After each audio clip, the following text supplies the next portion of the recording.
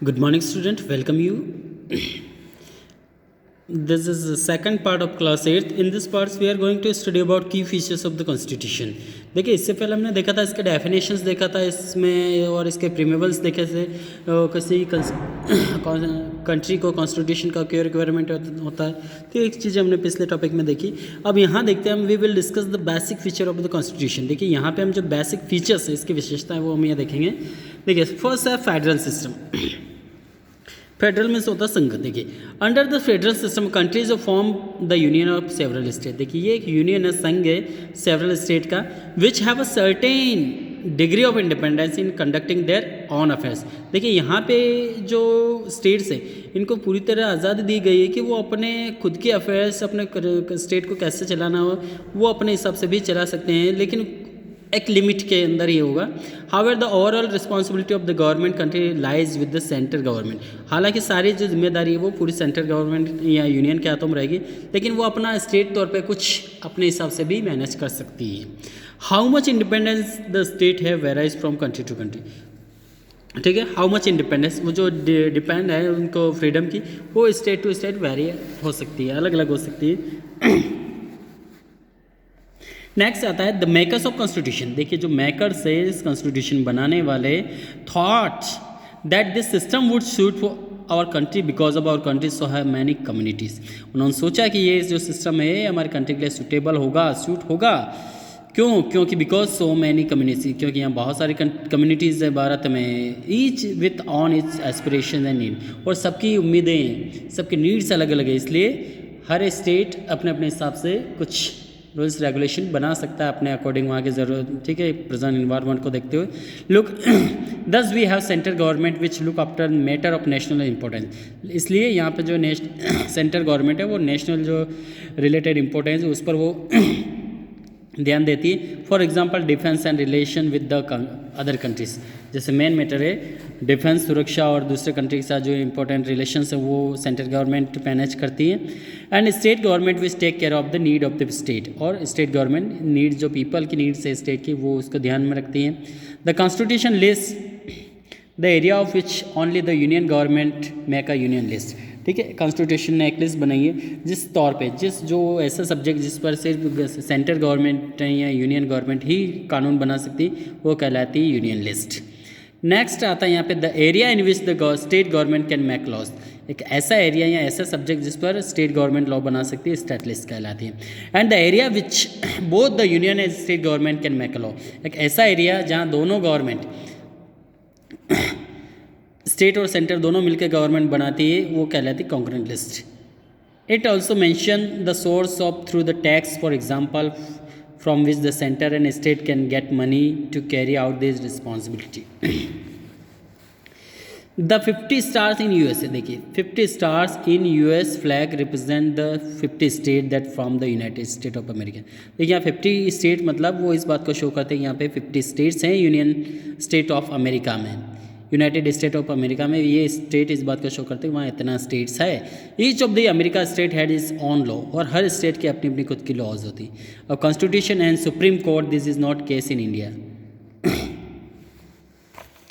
ठीक, नेक्स्ट आता है सेपरेशन ऑफ पावर।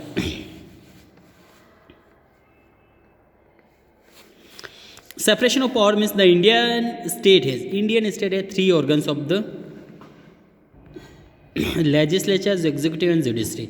देखिए, इंडियन जो स्टेट है यहाँ पे 3 पावर्स है, legislature, executive and judiciary. The legislature parliament frame laws, और जो लेजिस्लेचर ये लॉज बनाती है। The executive minister implement laws and judiciary court, और जो मिनिस्टर है वो executive and implement law and judiciary court the interprets law. The executive answerable is to the legislature, executive answerable होता है लेजिस्लेचर को, which consist of elected representative body. देखिए, legislature जो होते हैं, इलेक्टेड जो लीडर होते हैं, वो सारे रिप्रेजेंटेटिव लेजिस्लेचर में होते हैं और यही कानून बनाने का काम करते हैं।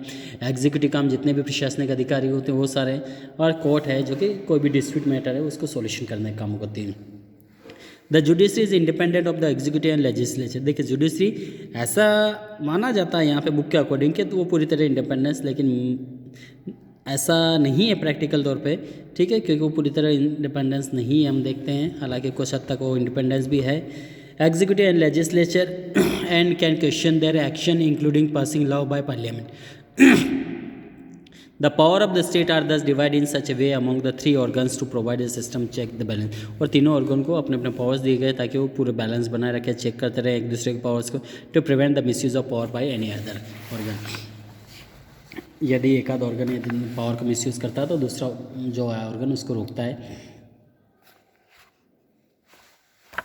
Next, in the parliamentary form of democracy, देखिए अपना जो डेमोक्रेसी पार्लियामेंट्री फॉर्म है, the executive and legislature are link together. देखिए एग्जीक्यूटिव और लेजिस्लेचर दोनों एक लिंक के साथ में टुगेदर है।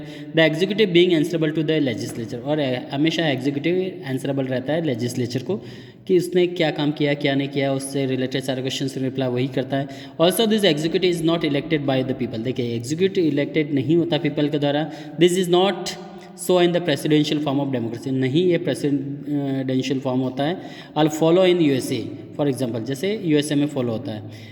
अपने यहाँ देखिए ऐसा नहीं है। In which the people elected their executive, जहाँ पीपल अपने एग्जीक्यूटिव प्रेसिडेंट को चुनते हैं, अपने ऐसा नहीं होता है। प्रेसिडेंट चुना जाता है अपने यहाँ, लेकिन इनडायरेक्ट तौर पर जो लेजिस्लेचर बॉडी होती है वही प्रेसिडेंट को चुनती है, separate from the legislature, and there are two other organ function independently. Next आता है पार्लियामेंट्री डेमोक्रेसी। देखिए parliamentary democracy can be of many type. देखिए पार्लियामेंट्री बहुत सारे प्रकार की हो सकती है। इन इंडिया लेजिस्लेचर है 2 हाउस, लोकसभा एंड राज्यसभा। ठीक है, अपने इंडिया में 2 हाउस है। And the elected representative are chosen by universal adult suffrage, और जो रिप्रेजेंटेटिव है वो यहाँ के सिटीजन के द्वारा जो यूनिवर्सल एडल्ट सफरेज है उसके अकॉर्डिंग तौर पर चुने जाते हैं। This means very adult citizens has a right to vote. जो एडल्ट है उनको राइट टू वोट का अधिकार होता है, irrespective of religion, sex, education, wealth, etc. Also, each citizen's vote has the same weight. देखिए सभी सिटीजन का जो वेट सेम होता है, वोट का वेट सेम होता है। ठीक है, irrespective of his or her own status in the society. In our form of the parliamentary democracy, the head of the state president is different from the state of the government prime minister. और अपने in our form of parliamentary democracy, देखिए अपने यहाँ जो पार्लियामेंट्री form है democracy का, the head of the state president in the different form of the state the government prime minister, और अपने यहाँ का जो गवर्नमेंट है वो प्राइम मिनिस्टर होता है।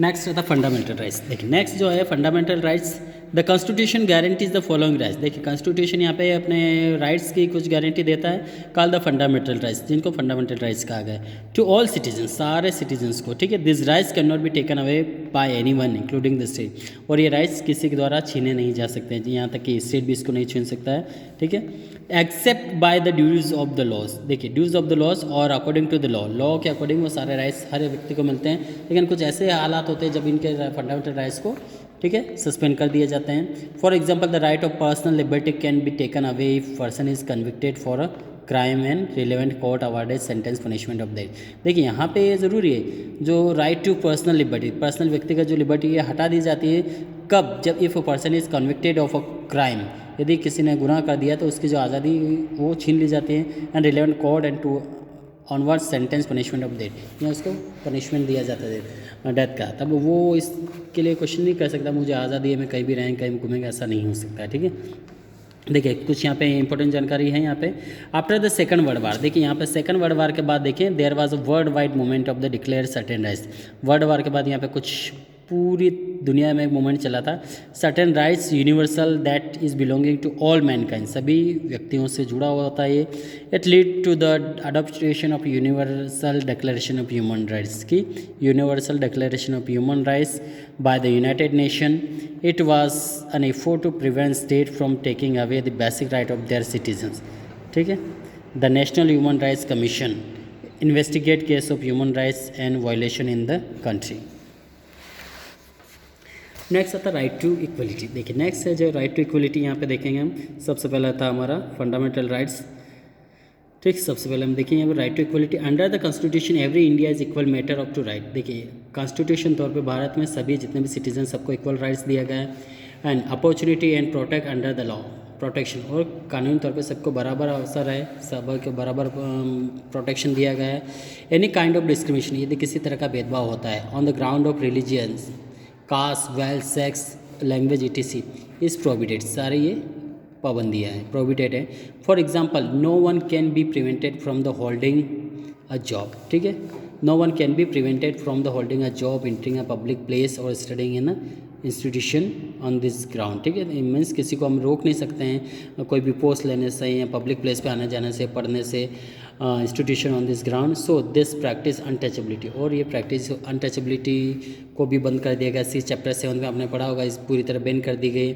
The use of the title like Rai Bahadur is ban, ठीक है, लाइक राय बहादुर जो टाइटल ये भी बैन कर दिया गया है। Even title such a Bharat Ratna that are awarded by state for service the nation can not be use before one's name, ठीक है। नेक्स्ट राइट ऑफ इक्वलिटी, देखिए यहाँ पे नेक्स्ट जो देखेंगे हम, right of equality does not means that the state can not make special concession for weaker section of society. इसका मतलब ये नहीं कि वीकर सेक्शन के सोसाइटी को स्पेशल कंसेशन दिया गया है, ठीक है, या स्पेशल छूट दिया गया। The state has made special provision for woman and disable and elderly, for example woman पे लैक्स टैक्स देन मैन, ठीक है, यहाँ पे वुमन को कुछ जो रिलैक्सेशन दिया गया टैक्स में। राइट टू फ्रीडम, देखिए राइट टू फ्रीडम आता है यहाँ पे, ठीक है, ऊपर अपना इक्वलिटी देखा था, इसका मतलब ये नहीं सबको इक्वलिटी, यहाँ पे कुछ सेक्शन जो उनको कुछ रिलैक्सेशन दिया गया है, ठीक है। राइट टू फ्रीडम आता है the other than the right to life and personal liberty, देखिए लाइफ और पर्सनल लिबर्टी से भी कुछ अलग है freedom. The constitution give us the following freedom, constitution ने यहाँ पे कुछ फ्रीडम दी है। Freedom of speech and expression का आपको आज़ादी है। Freedom to assemble peacefully and without arm, आप पीसफुली कहीं पे इकट्ठा हो सकते हैं बिना हथियार के। Freedom to form association and union बनाने का अधिकार है। Freedom to move freely throughout the country, country में कहीं भी घूमने का अधिकार है। Freedom to reside and settle in any part of the country, में कहीं भी घूमने या सेटल होने का अधिकार है। Freedom to practise any profession और carry on any occupation, trade and business, आप किसी तरह का बिजनेस करने का भी आपको अधिकार है।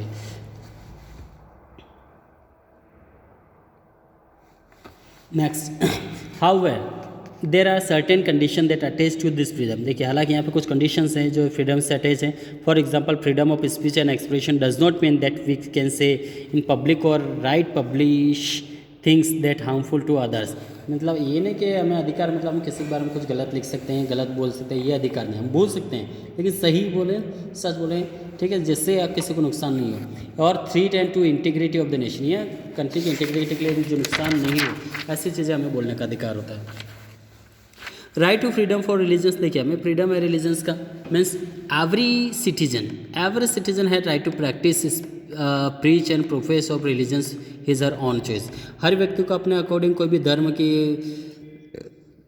मानना है, उसका प्रीच करना, उपदेश देना या उसको प्रैक्टिस करने का अधिकार है, वो अपनी चॉइस है। ये ज़रूरी नहीं कि वो किस धर्म में जन्मा है, किस फैमिली में, वो जो चाहे अपने धर्म को फॉलो कर सकता है। We will discuss in this in greater detail in the chapter on secularism में हम डिटेल में स्टडी करेंगे। Next, cultural and educational right. Every cultural group is the liberty to take measure to preserve and promote the tradition. हर cultural group को यह अधिकार है या मेजर, ठीक है, अधिकार राइट्स है to take measure to preserve the promote the tradition, कि हर अपने ट्रेडिशन को प्रमोट करने का, प्रिजर्व करने का अधिकार है, like language, literature, folk art etc। Minority group have the right to set up the educational institution, और माइनॉरिटी ग्रुप को अपने एजुकेशनल इंस्टीट्यूशन सेपरेट करने का भी अधिकार है।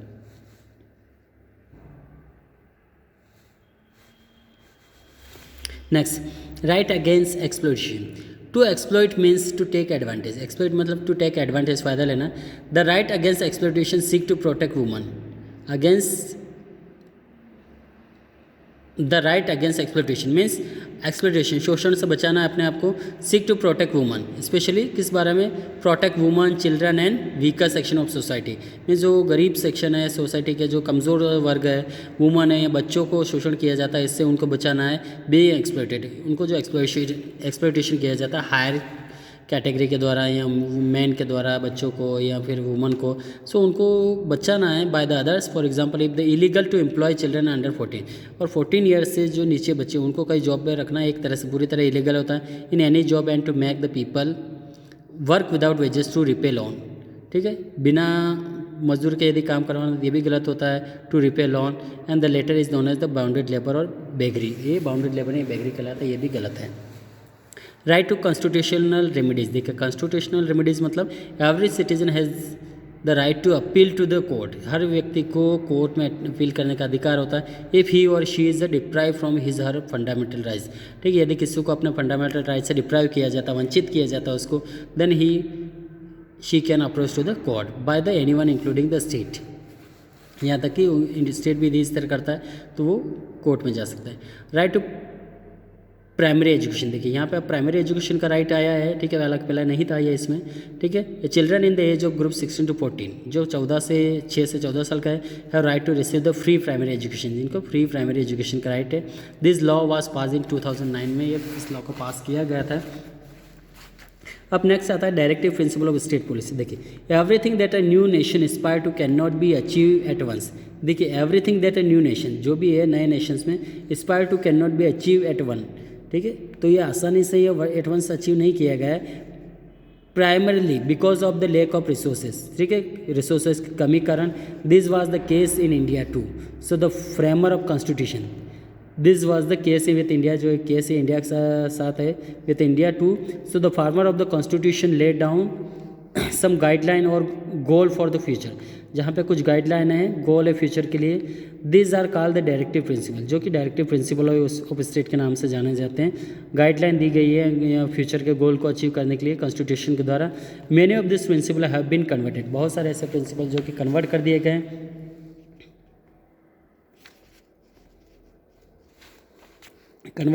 हैं and on the protection of the environment and on the protection of monuments, ठीक है, इन्वायरमेंट के तौर पे, मॉन्यूमेंट के तौर पे इनको बचाने के लिए कुछ राइट्स भी दिए गए हैं। And once directive principle become a law and it can be enforce by the court, और ये डायरेक्टिव प्रिंसिपल एक बार जब लॉ बन जाता है तो ये इन्फोर्स कर दिया जाता है कोर्ट के द्वारा, लागू कर दिया जाता है, फिर इसको मानना ही पड़ता है। फंडामेंटल ड्यूटीज़, देखिए this duties of a citizen were added to the constitution, इस तरह के जो ड्यूटीज़ है वो कॉन्स्टिट्यूशन के द्वारा एड की गई बाय 42 अमेंडमेंट एक्ट, जो 42 अमेंडमेंट हुआ था, 42वां संशोधन, उसके तौर पे फंडामेंटल ड्यूटी को भी इसमें इन्वॉल्व किया गया है इन 1976 में। देखिए ज़्यादा जो अमेंडमेंट हुए 1976 में हुए। This can not be enforce by law, some of this duty, देखिए ऐसी कुछ आपकी ड्यूटी है लॉ के द्वारा इनको लागू नहीं किया जाता, आपकी खुद की मॉरल ड्यूटी होती है। देखिए सबसे पहले हम देखते तो to abide by the constitution, हम कॉन्स्टिट्यूशन से बंधे हैं, एंड रिस्पेक्ट इट्स आइडियल, जो भी इसके आइडियल इसका रिस्पेक्ट करना है। The national flag and the national anthem, national flag और नेशनल एंथम का हमें सम्मान करना चाहिए। जब भी ये ठीक है गाया जाता था, हमें इसका सम्मान में खड़े होना है, ठीक है, जो पर्टिकुलर पोजीशन वो उसमें खड़े रहना है। To cherish and follow the noble idea of the freedom struggle, ठीक है, जो भी फ्रीडम स्ट्रगल के लिए जो भी आइडिया है उसको चेरिश करना है, ठीक है, आगे बढ़ाना है, या उसको सम्मान करना, उसको और कोशिश करना आगे बढ़ाने का। To uphold and protect the sovereignty, to uphold and protect the sovereignty, ठीक है, जो भी इसकी सोवर्जिनिटी प्रभुता उसको बनाए रखना है, यूनिटी इंटीग्रिटी को बनाए रखना है, आगे कोशिश करना है इसको, ठीक है, कोई तोड़े नहीं। To defend the country and remain render national service when require, ठीक है, अपनी कंट्री को भी डिफेंड करना है, render national service when require, जब भी राष्ट्रीय सेवा की जरूरत हो आप हमेशा तत्पर रहें, ठीक है। To promote harmony and the spirit of brotherhood, हमेशा हारमोनी और स्पिरिट, जो भी भाईचारा बंधुत्व है, ठीक है, भाई बंधुत्व, इसको हमेशा बढ़ाए, प्रमोट करें, आगे बढ़ाने की कोशिश करें। ऐसा नहीं कि कॉन्फ्लिक्ट हो, लड़ाई झगड़े दंगे फसाद, ऐसा नहीं करना, हमें हमेशा हारमोनी और ब्रदरहुड, भाईचारा, ठीक है, स्नेह बनाए रखना चाहिए सभी भारतीयों में, चाहे वो किसी भी जाति धर्म समुदाय क्षेत्र से बिलोंग करता हो, ठीक है।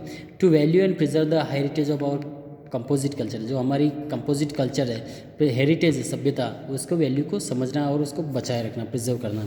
To protect and improve the natural environment, और जो नेचुरल इन्वायरमेंट है इसको प्रोटेक्ट करना और इस इम्प्रूव करना, सुधार करना, ये हमारा उत्तरदायित्व होता है, ठीक है। यही हमारी एक तरह से फंडामेंटल मौलिक तौर पर ड्यूटी कर्तव्य हो सकता है, तो हमें इसको फॉलो करना है, हो सकता क्या है, ठीक है। देखिए फ्लैग कोड ऑफ इंडिया क्या है, do you know flag code of India, देखिए among other things it describe the procedure to be followed while handling our national flag, ठीक है, इसके अलावा यदि हम नेशनल फ्लैग को हैंडलिंग कर रहे हैं, so this code was the last amendment 2002 में इसको बनाए गए थे, ठीक है। The flag code of India means among the other thing, सारी चीज़ों के अलावा, it describe the procedure to be followed while handling our national flag, जब अपन नेशनल फ्लैग को हैंडलिंग कर रहे हैं। So this code was last amendment 2002, ठीक है। इसके बाद हमारा ये चैप्टर खत्म होता है, इसका PDF भी हम बहुत जल्दी भेज देंगे आपको, ठीक है। इसके बाद नेक्स्ट टॉपिक हम जो लेसन नंबर 3 है वो स्टडी करेंगे। Okay, thank you.